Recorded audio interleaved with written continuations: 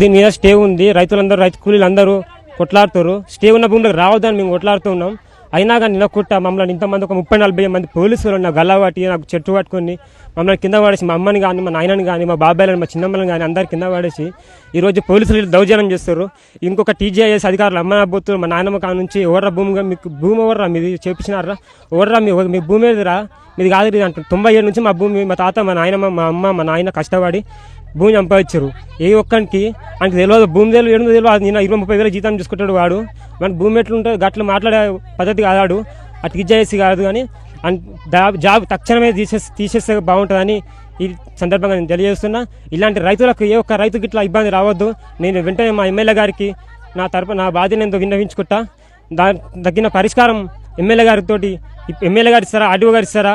నా భూమి ఏందో ఫస్ట్ నాకు ప్లాట్ పైసలు ఏంది నా ఫార్మసీ ప్లాట్లు రాలేదు. ఇంకా ఇవన్నీ దగ్గర పెట్టుకొని ఈరోజు పోలీసులు దౌర్జన్యంగా వచ్చి మా భూములపై అది చేస్తుర్రు.